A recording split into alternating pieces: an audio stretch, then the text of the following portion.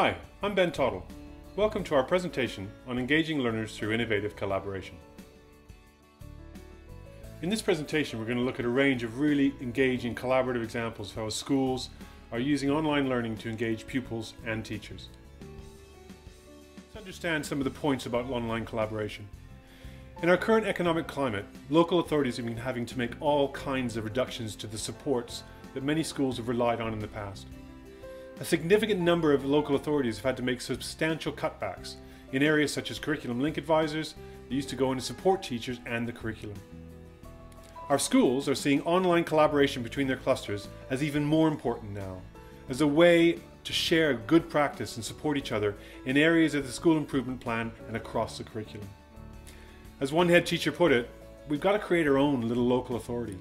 We've got to support each other and fill in the gaps that the local authorities simply can't provide anymore.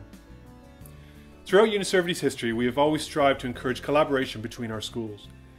UniServity schools have been engaged in collaborative projects for well over 10 years, and using our VLA technology, really appreciating the advantages and learning outcomes that such collaboration can provide. From global projects across Europe, America and Asia, to local authority CPD projects, right down to local transition projects between the secondary and its primary feeder schools, our users see the value in communicating online in a safe and secure environment to further enhance our children's learning and further their global citizenship. In addition to these examples, I'm delighted to introduce Life Collaborate, UniServity's new online product that allows groups of schools and organizations to create collaborative areas that will save you time and money and really engage your users. Let's take a look around and see some of these really great examples in practice. So welcome to the first video. This is the St. Augustin's of Canterbury Catholic High School's transition project. This is their homepage.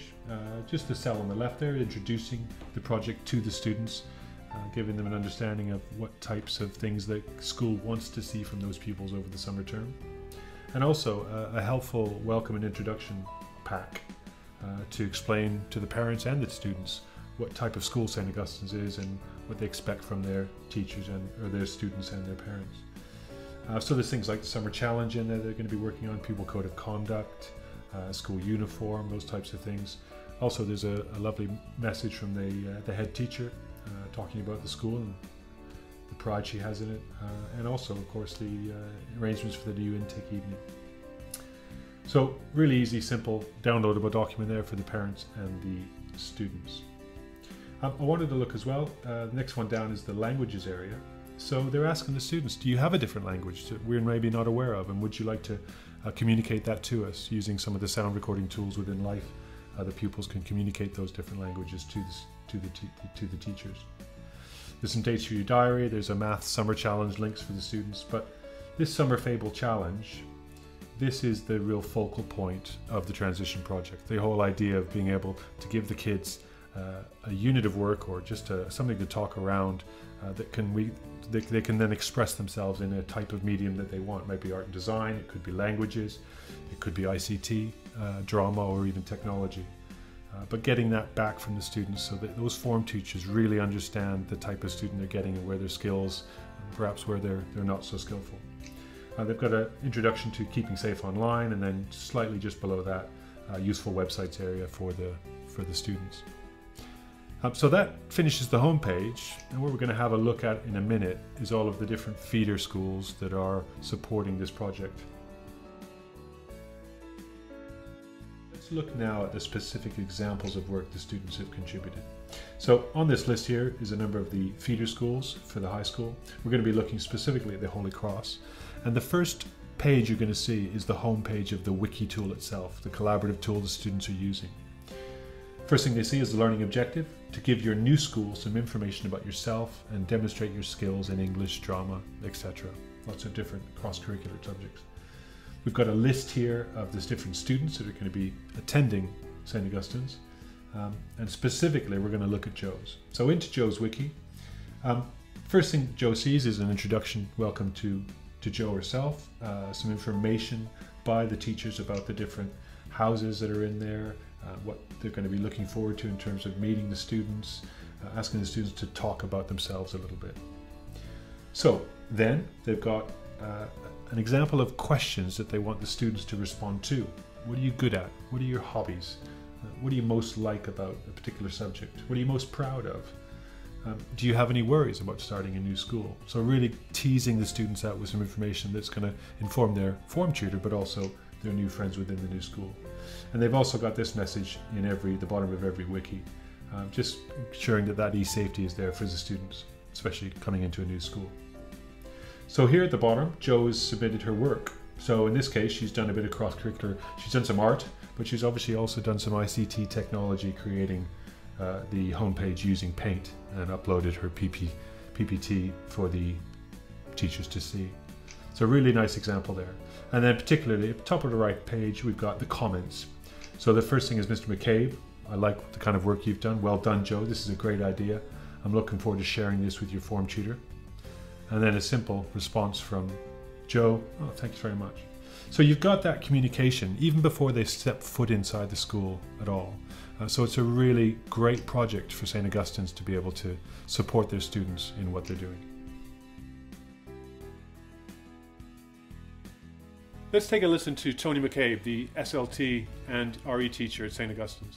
He was in charge of this project, and he's going to talk to you about the advantages they found in using this transition project online. The benefits of this collaborative online way of learning is, of course, the beauty of the fact that other students can view other students' work, so that if a student works well on a project and if a student excels in a particular area, other students can then look in and think, hey, that's a really good idea, I'm going to use that in my blog. This was particularly advantageous because it was online, and it meant that students could log in the comfort of their own homes, and they could actually be part of that new virtual class or that new virtual year group that they were going to be part of when they arrived in September. Let's now take a look at St. Helens Council's collaborative area. They've got a really brilliant NQT area that supports CPD for the newly qualified teachers. Second example, we're going to be looking at St. Helens Council's Life homepage, specifically on two projects, one the Christmas Fun area and another the NQT area. Christmas Fun area has been going for a couple of years now, aimed at teachers, supporting them in some of the activities they might do with the children, quizzes and games and things like that, but specifically they had a blog or a forum where Father Christmas would respond to some of the letters that the pupils had written him. But let's really focus now on this NQT, the newly qualified teachers collaborative area. This was set up by a teacher called Matthew Swan, who was an NQT obviously himself, but sees the value in online collaboration. So we set this area up. It's got a range of documents, statutory paperwork and forms and handbooks, resources to aid teaching and learning, but also he's always, as you can see in this note here, asking those teachers to send him an email if they can think of ideas that they've experienced in class and they want to share with other teachers. The particular strength about this project is the Nqt Blogging area. This is a blog by Sarah Wright, who is last year an NQT teacher at Longton Lane in class 4, 30 kids within her class. And it's a really lovely blog that she updates on a weekly basis to communicate to her fellow teachers about the experience she's having as a newly qualified teacher within the authority, within this particular school. So talking about the staff and how helpful they are, the sheer bombardment of questions that comes up all the time, but also other aspects that she's found useful, such as tech tips that she might want to share. And as you can see here in the blog, she's gone on to classdojo.com, ICT Magic, Twitter, etc. And she's explained why they're valuable within school.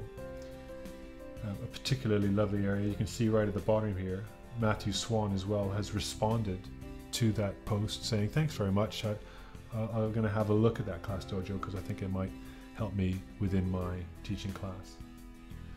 Matthew feels that part of the strength at the moment is this blog, which Sarah's updating. And he said, having been in their situation, he knows perfectly well how at the time you think you're the only one who's feeling the range of emotions on a daily basis. So having someone else to talk to is very reassuring, and that's why he thinks this particular collaborative area is taking off so well.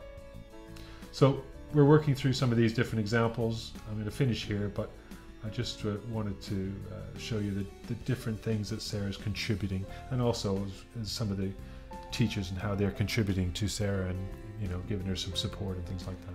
So just a really, really lovely blog that St. Helens Council have done within the NQT area of the site. Lastly, let's have a look at a brilliant staff room area that collaboratively supports CPD in St. Dominic's School in Portugal. The St. Dominic's online learning community, they call it Connect. St. Dominic's is a private school in Portugal where both the senior and the junior school are on the same campus. We're going to be looking specifically here at the junior school, and that leaps out at you right away given the navigation using images that they've decided to use. We're going to go into the teaching area, or the staff room if you like. So links for this teachers to go off to Sims, daily notices on there, link off to their emails, a variety of documents, quick links for the teachers to be able to access planning or inquiry modules or anything like that, some other links, and also a staff calendar. But we want to focus specifically on this CPD teachers blog. And in this particular blog, this is the blog tool you're looking at now, Mr. Musgrove is starting them off and getting them to understand and talk about having a consistent inquiry cycle for students to follow. He wants the other teachers to submit different examples and have a discussion around which type of inquiry cycle the school would like to use. You see some of the first submissions here, different ideas, other teachers coming in and supporting some and perhaps not supporting others, but getting a good understanding of all of the different teachers' ideas and communicating them with each other. I wanted to show you this one as well, particularly. This is a teacher who's obviously gone over to Canada from Portugal, had a look at some different schools and the way they're working and using it, and then bringing that information back to the group to be able to debate and discuss whether that might work for St. Dominic's. Farther up, other examples, other discussions that are going on. They've also even got links, embedded links that they've put in for the teachers to be able to access the different documents. So as you can see here, as we can see, this is a common issue decided on a model, so look at this blog here, or go and have a look at this particular document here for that. They've also even embedded, as you can see coming up, a YouTube video to support the different types of arguments that the teachers have. So a really, really lovely CPD blog that allows all teachers within this school to be able to have a discussion 24/7 about the type of inquiry cycle that they want to use. Hopefully now you've seen some really good examples of online collaboration. I want to give you some thoughts to take away now. When you're thinking about an online collaboration project, think about relevance and purpose when creating this collaborative event. Apply a collaborative approach to save time and money. What collaborative project can you create online that will engage your learners? What school improvement objectives would benefit from an online collaborative project? Thank you very much for taking the time to listen to this presentation. I hope you've got some really, really great ideas about how you can take collaborative online learning and apply it to your school.